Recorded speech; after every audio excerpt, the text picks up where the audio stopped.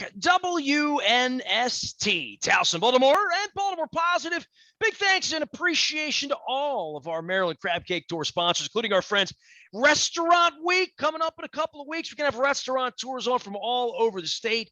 My friends at Amici's are participating, so make sure you get out for Restaurant Week coming up 2 weeks from now. I am headed to Las Vegas, Nevada on Monday night. Dennis will be here on Thursday and again on Sunday. All of it brought to you by our friends at Coons Baltimore Ford, of course. And Baltimore Positive will be aglow with not just all of the remnants of the Maryland Crab Cake Tour, but tons and tons of Raiders insiders. We're going out to Vegas all week long. Rod Woodson's going to be joining us. Amy Trask is going to be here. John Zeman dropping by. JT the Brick will be here. My dear friend Julio Bermejo will be here as well. Don't forget, on Friday, we're at the Chaucer beginning at 2 p.m. The Maryland Crab Cake Tour coming home, trying the crab cake. Brian's been telling me for a year at the Chaucer, I got a great crab cake. All right, we'll find out. Friday at 2 o'clock, we'll see you at Highlandtown. We'll have some game day vodka as well. Luke Jones is here to discuss all things Ravens this weekend and getting ready for Monday night. I'm going down to the Boatyard in Annapolis to participate in their maritime event. Dick Franyo, he had on the program last week with the governor. They have members of Jimmy Buffett's band on Saturday night, John Mayer and some others, so I'm looking forward to that. But I'm buckling my seatbelt for the whole thing here, right? Like, mask on, out to Vegas, games on Sunday, landing Sunday night, chilling Monday, going straight to the stadium, masking up, seeing a new stadium, off the strip, in come the Raiders, in come the Ravens. You have no idea what's going to happen on the offense. One thing we do know about the offense, Luke, DeCosta's opening the checkbook before the season begins, huh? Like, as much as I get these bad news texts on the Coons Ford text service in regard to Justice Hill, Mark Andrews getting paid, maybe not a shocker, right? I mean, this is certainly, he was on the A list of guys that if they're going to keep him, they better pay him, right? Oh, no question about it. I mean, you look at Mark Andrews and the importance that he has had for this offense. Really, I mean, he had a decent chemistry with Joe Flacco even during Andrews' rookie year. Caught a couple touchdowns with him, but that chemistry he had with Lamar Jackson from day one. Remember that such a limited passing game they had during Lamar's rookie year.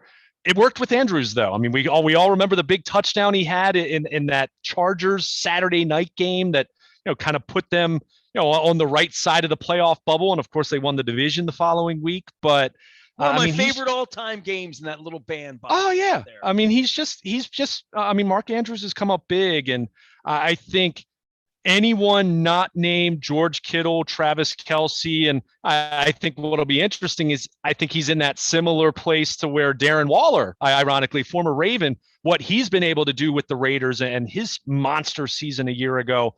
But these guys are really good players, and they're really important to their offense. And when you look at the Ravens, and we've talked so much about their passing gaming and the need to complete more passes outside the numbers, the need to play off schedule a little more effectively, all those different things. And we'll continue to talk about those. But what do we know that works really well when it comes to the passing game with Lamar Jackson? It's finding Mark Andrews over that middle third of the field. And it's been wildly successful, and chances are it's going to continue to be successful. We know from a financial standpoint, very successful for Mark Andrews as he agrees to a $56 million 4-year contract extension. And we knew that this was in the works. We know that Eric DeCosta even talked early in the offseason that they had some conversations. And the difference here, as much as the focus is going to be on the quarterback for obvious reasons, but the difference is Lamar Jackson's already under contract next year, right? He already has that 5th-year option that's guaranteed. I mean, he's not going anywhere, at least through 2022. Mark Andrews is in the last year of his rookie deal. And you run that risk of waiting, and then you get to free agency, or you're using the franchise tag, and sometimes that leads to some tension and some ill will between the two sides, or at least perception of that.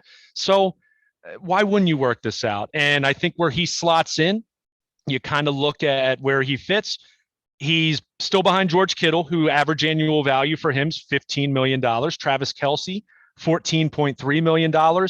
And really, the Ravens had a decent framework with you look at the two deals that New England gave their two tight ends, Jonnu Smith and Hunter Henry. You knew that Andrews was going to get more than those two because he's a better tight end than those two guys. And a little more, a little, and that's not to say they're bad, but I think Mark Andrews, a week, man, it's amazing. Yeah, right? Sure. But I think it always made sense for Andrews to come in higher than those two, but a little bit under Kittle and Travis Kelce. Now, he certainly could shoot for the moon and try to and make the argument, hey, I'm younger than those guys. And he could make that argument. But I think this makes sense. I think for him, it's nice. He's, happy birthday to him on Monday. He gets his contract extension on his 26th birthday. But you look at how this deal plays out now. He can hit the market again at age 30 if he stays healthy, if he's productive, if he's still a, at least second tier, maybe not the elite, but the next tier down in terms of tight ends in this league. He's got a chance at another nice payday. So good for him. He got a nice big guarantee on that deal. It makes sense. And if you're the Ravens, we've known that this was coming over the last couple of years. Last year, it was Marlon Humphrey and Ronnie Stanley. It's Mark Andrews now. We know it will be Lamar Jackson, whether it's tomorrow or whether it's next week or next offseason. He's going to get paid. And beyond that, you're kind of in wait and see mode. What happens with Marquise Brown this year? We also see guys that don't get paid. Orlando Brown, we'll see him next week. Oh, sure. Of course. And that's going to be part of it. When you've invested as much as they have at corner, where you're paying a guy top 3 in the NFL corner money, which Marlon Humphrey's that kind of player. Same with Ronnie Stanley at left tackle. You're now paying Mark Andrews to be the third highest paid tight end in the league. Lamar Jackson's going to be somewhere. If he's not the highest paid, he's going to be right behind Patrick Mahomes, let's say. So you have those top of the market deals at their respective positions. Then yeah, you're going to have to make some sacrifices, as you mentioned, Orlando Brown, or it might be Deshaun Elliott if he has a nice year this year. We've seen it with Matthew Judon. I mean, you're not going to be able to keep everybody, and that's just the reality when you get to this. Not just with your quarterback, obviously that's the big one, but when you have some other elite, all-pro, Pro Bowl caliber players, which you need, right? You can't just have a roster of 53 okay players. That's a recipe for what? Going 9-8 now, I guess it is, at the 17-game schedule. So you need those elite talents, but when you have to pay them, that's when it becomes so much more important to find first of all, stack draft picks, collect draft picks in the way they have. And we've talked about that some with roster cut downs last week with some underwhelming picks that they were able to moves elsewhere, and they got mulligans. They got draft picks in return. So you're going to need those picks. You're going to need more rookie free agents to make your roster and maybe develop into a player for you in the way that Gus Edwards did that 3 years ago. And now he's our starting running back. So you're going to have that. But when you have a player like a Mark Andrews, you want to keep him, right? I mean, the Ravens, we all think back to Shannon Sharpe and then Todd Heap, of course, being a first-round pick and what he meant for this organization at a time when the quarterback play left a lot to be desired. And Pitt and Dixon were, I was just going to say, it's interesting. We always think about Hayden Hurst and Mark Andrews. I mean, the same thing happened with Ed Dixon and Dennis Pitta. I mean, Ed Dixon was the higher draft pick, but Dennis Pitta was the better player. And Daniels came in for 5 minutes too. Sure. But I'm talking about the young guys that you want to ultimately invest in. And, Pitta was that guy. And then it's just always been such a pivotal position, and a position where they've had grown-ass men for the last 20 years. They've had a lot of really it's been important. It's been treated important. It's been drafted important. It's been paid important. And it was paid important again on Sunday night, right? Well, and you look at what they do with their offense. I mean, we know how much running they do and will continue to do. But teams want to do what then? They want to be in base. They want to be in a heavier defensive package. Well, when you have a guy like Mark Andrews who can run and maybe doesn't run like a wide receiver, but he's really fast for a tight end. And of course he's big and can make plays, jump balls and things of that nature. He's a matchup nightmare. I mean, he's that guy that, these teams that are so so used to playing nickel defense and dime defense in today's pass happy NFL, what the Ravens do offensively is just such a different animal. So yeah, they're going to send more linebackers out there. Well, those linebackers can't cover Mark Andrews. So again, it's about stress, placing stress on the defense and creating matchup nightmares. And Mark Andrews has been a matchup nightmare for opposing defenses for going on year 4 now. And yeah, of course they were going to keep him around. I don't think there was ever a doubt it was going to be, whether it was going to be now, whether it was going to be at the very end of the season, or whether it was going to be a situation where, yeah, the franchise tag would have come into play. And then again, you're rolling the dice there in terms of, not wanting to have an acrimonious situation where, there's hurt feelings and potential holdouts and all those things. Not that I thought Andrews would have handled it that way, but you'd much rather have the long-term deal in place, knowing he's going to be a Raven now for the next 5 years, counting, this year and then the 4 years after that with the extension. You mentioned matchup problems, Luke. If the Ravens are going to have a matchup problem, if the Ravens are going to lose on Monday night, it's probably going to look like Waller, 9 catches, 183 yards, or something crazy like that. He was here for a minute, obviously, a well-told story about his personal demons and battles and getting himself together out in Oakland, now out in Las Vegas for a second year. How did the Ravens lose on Monday? And, JT the Brick's coming on this week, asking me questions. I said, look, we haven't seen their offense play. So I can say this. The one thing I feel like about Lamar, and this is 3 years into this, 4 years into this now, right, is I would say they don't turn the ball over much. Lamar doesn't make bad decisions, maybe some bad plays, things happen, ball's a little long, a little short, maybe there'll be an interception, but this isn't 4 turnovers and you get laughed out and lose 38-13. That doesn't happen to this franchise much. It doesn't happen to Lamar. It doesn't happen to John. One thing I always feel like when I get on the plane and I fly out to Las Vegas with my mask on Sunday night is that I'm going to get a credible effort on Monday night. I feel like if they lose, Raiders are going to probably have to do something special and offensively special against this defense, especially when we want to talk Lamar and Mark Andrews and all the injuries and who's on the line and Greg Roman and number 8 and number 5. Defensively, we haven't talked a lot about it because it's not all that sexy to win preseason games, even when you win 20 in a row, right? But the defense, in my mind, I'm getting on the plane to go out there and win. The defense will be the reason they win on Monday night. Well, I mean, I'm not going to say the offense can't go out there and do good things. Like I said, the Raiders couldn't stop anyone last year. I mean, the defense was part of their downfall and the fact that they had a chance to make the playoffs and they didn't because, they had some losses where you just kind of look at it and you scratch your head and they couldn't stop people ultimately. But I think, yeah, you want your defense needs to go out there and play good football. And you mentioned, I mean, Darren Waller, he's the matchup problem. I mean, you look at the rest of their offense and I know Josh Jacobs is a guy that's gotten a lot of talk and he's had success. I don't want to say he's a bad running back, but is he the kind of guy that I anticipate running all over that Ravens front? No, I don't.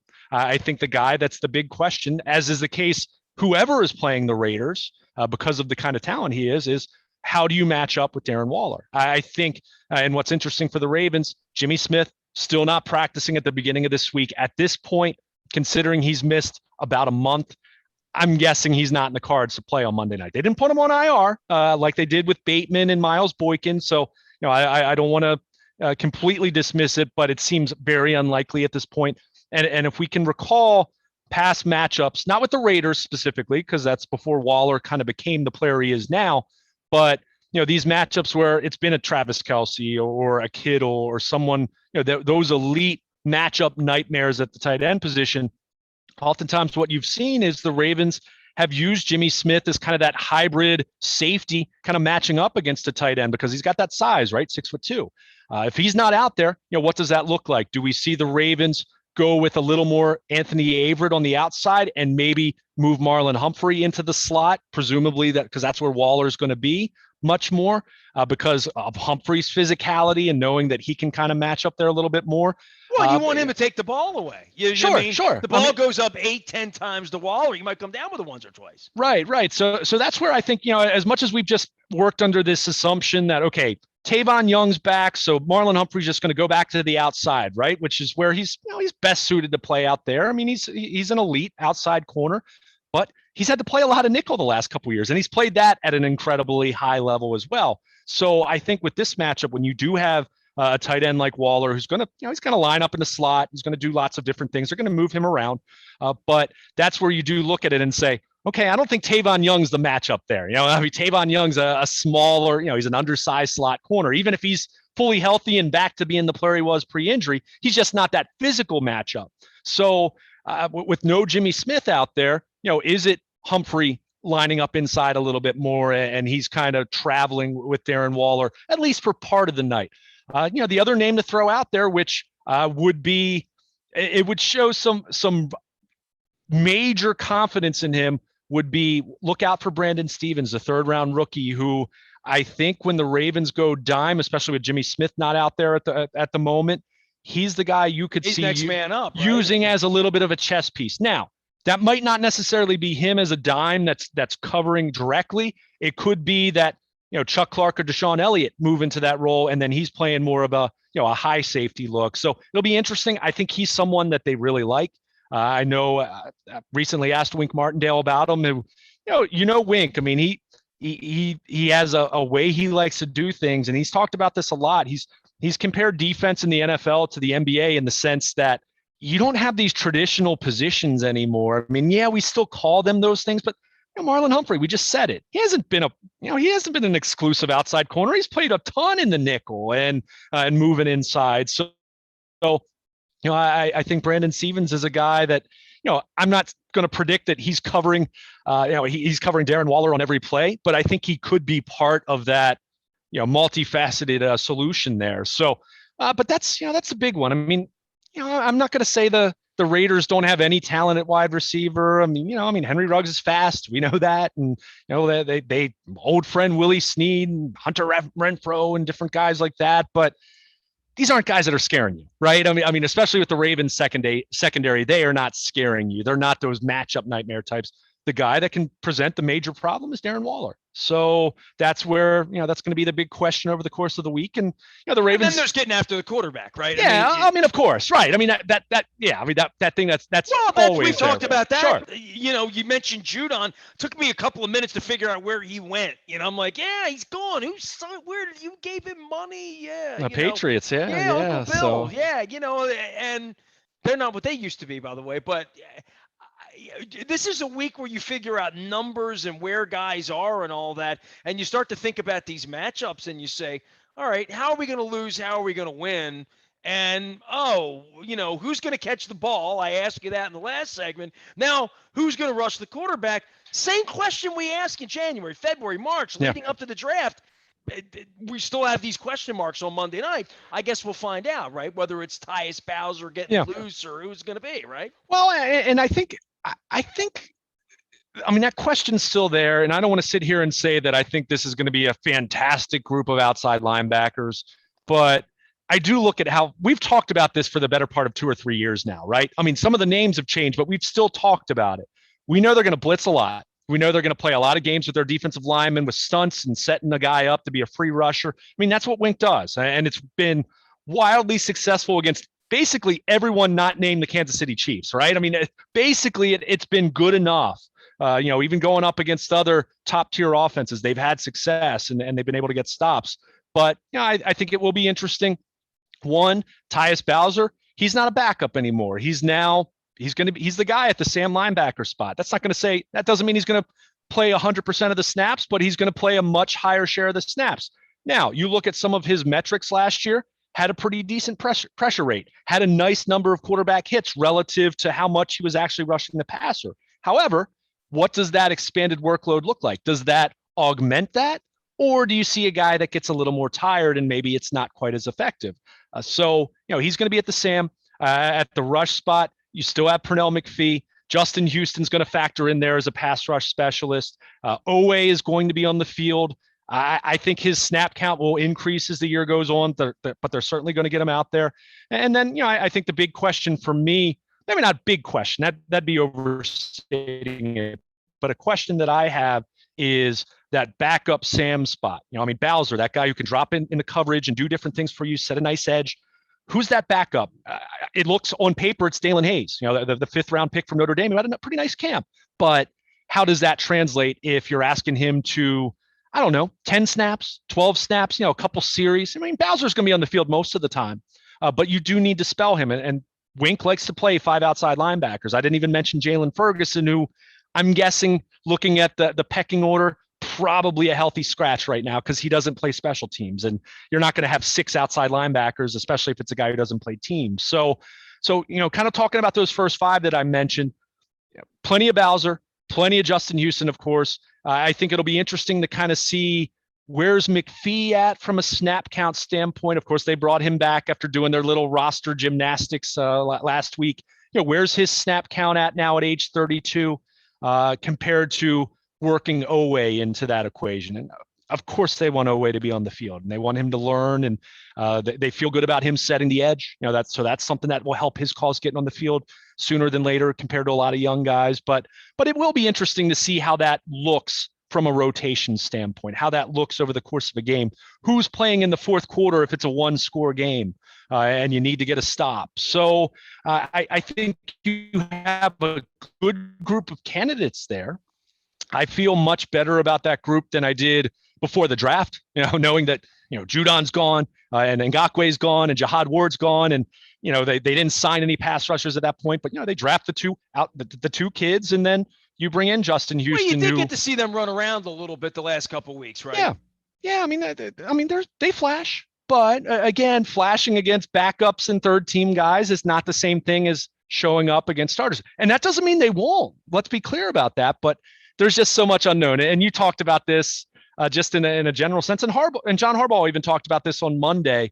The biggest thing about week 1 is there's just so much unknown. I mean, we think of all the week 1 stories, guys who end up being way better than they were the year before, or in some cases, that veteran player who kind of looks like a shell of what he was in previous years. I mean, there's some of that as well. There's going to be some injuries. You hope there's nothing catastrophic. I mean, they've already dealt with some catastrophic injuries, but there's just, there is that unknown, and those teams that no one's talking about right now. I mean, I mentioned in our previous conversation, I mean, the Raiders being that team with, Gruden and Mayock now, they're deep enough into that regime where it's time to start seeing some results there, right? I mean, especially in a new city. I mean, I don't think Las Vegas is going to be patient with the Raiders just being 7-10 or 8-9 every year. So there's an urgency there. So whether it's a team like that, whether it's a team that no one's talking about whatsoever right now, or we've seen this go the other way too, where that team that there were high expectations for and it doesn't work out, or that team that's you're used to seeing be at a certain level and they're not that anymore. A lot of people have predicted the Pittsburgh Steelers to be a team like that, where you just kind of expect Mike Tomlin to roll out of bed and the Steelers are at least a 10-win team. And there are a lot of people that think they're not going to be that anymore this year. I don't know. But as long as the Eagles and the fun. Redskins suck, I'll consider it a win. Right. There you go. Throw the Cowboys in there too. Why not? Yeah, why not? But that's what makes week 1 so fun. I mean, we can all recall some of the weirdest. I mean, I so fondly remember the 2008 Ravens. I mean, John Harbaugh's first game, all the weirdness with Troy Smith, with the tonsil infection, and Joe Flacco, who wasn't supposed to start the year. Suddenly he's starting the year, and we see him take off and run for a 35-yard touchdown against the Bengals that day. And we were wondering if the Ravens were going to win 4 games that year, and they end up going to the AFC Championship. So you have those stories, but you also have those teams that have high expectations, and for whatever reason, whether it's a blind spot on the roster you were kind of overlooking, or a rash of injuries, it doesn't work out that way sometimes as well. So that's why they play the games, right? Guys like you and me can fancy ourselves that, we know a little bit about football, but there's just so much unknown going into this, including for the coaches. These coaches in front offices can, lay the best plans out there. And we know that in many cases around the league, it's going to blow up in their face, and guys will lose their jobs as a result even. I mean, that's just the nature of the beast, but it's why the NFL is as popular as it is, that 17-week, now 18-week soap opera in the regular season, trying to figure out what this is going to look like every Sunday. Dude, every time you say 7-10 or 10-7, it's weird, right? And you're 9-8, it's really, really weird. I'm looking, man. It's exciting first week. Your Eagles are going to lose in Atlanta. Chargers are going to go beat the Redskins down in D.C. Steelers are going to spit up all over themselves up in Buffalo. All sorts of things happening here, right? But one thing for sure, we're last on the docket. We get to watch everybody else play first, which is, that's kind of fun unto itself, I think. Yeah, well, you just mentioned Pittsburgh and Cleveland. Look at their week one task compared to what the Ravens have to do. The opponents they're going up against. I mean, the Ravens are in a position where they could be looking at the rest of the division being 0-1 going into Monday Night Football and having a chance to, right off the bat, have a lead in the AFC North. Not that it's over. I mean, it's 1 week, but hey, you look at this is an opportunity. And when the schedule came out, I vividly remember us talking about this back in May. You look at the first half of the schedule compared to the second half of the schedule. I said at that point, and I still feel that way, and that's why all this offensive uncertainty is really unsettling. I think this is a team at the bye week. If they have more than a loss or two at that point, and you look at the second half of this schedule, and we never know. I mean, there are teams that are going to fall back and teams that are better than we're thinking they're going to be right now.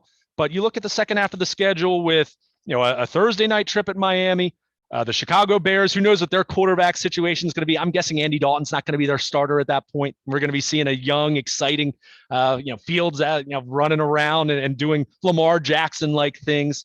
So that's interesting. But then Cleveland, at Pittsburgh, at Cleveland, Green Bay, at Cincinnati. I mean, the Bengals could be much better come week 16. And then closing out with the Rams and the Steelers at home. That's quite a gauntlet there of games, and not to say they can't win most of those games, but if you're in a position where you're limping into the bye week and you're only a game over 500 or somewhere in that territory, then it's going to be a heck of a grind the second half of the year. That's why you look at this first month, and it's 3 road games. I get that, and you never want to take a road game for granted in the NFL, but at Las Vegas, home against Kansas City. We know that's going to be a tough game. It's going to be a huge game for both sides. And then at Detroit, at Denver, better make some hay there. You better win some road games there, because if you stub your toe and you're 2-2 coming out of that opening month of the season, then the mojo is not feeling any better than it does right now with everything we've talked about with their issues on the offensive side of the ball. My mojo is feeling some tacos and beer Sunday night in Las Vegas. Luke's going to be around all week out in Owings Mills. I will be in Owings Mills on Thursday as well. Don't forget, Friday, the Maryland Crab Cake Tour comes to Highlandtown, hon. We're going to be at the Chaucer from 2 until 5 on Friday. Just talking to friends, having a beer, having a crab cake. No pressure, just fun. I'll be telling the stories about my music lessons up at Jaeger's Music House and the weird wild art and statues and Hausner's. So we'll have some old Stella's stories and Epstein's up there in Highlandtown. So come on out, come one, come all, 2 p.m. till 5 p.m. at the Chaucer in Highlandtown. Be up on the second floor having the crab cake there. Hope to see everybody there. You can find Luke Baltimore Luke out on the Twitter thing, the Facebook thing, all social media. You can find me here all week long, as well as with Governor Hogan last week. All the Maryland Crab Cake Tour videos now up as well. From throughout the tour, I will be recapping various days of the tour with many, many guests, new people that I met driving all over the state, and Dennis's Blue Bronco a couple weeks ago as well. I am Nestor. We are WNST, AM 1570 Towson, Baltimore. We never stop talking Ravens football, and Baltimore positive.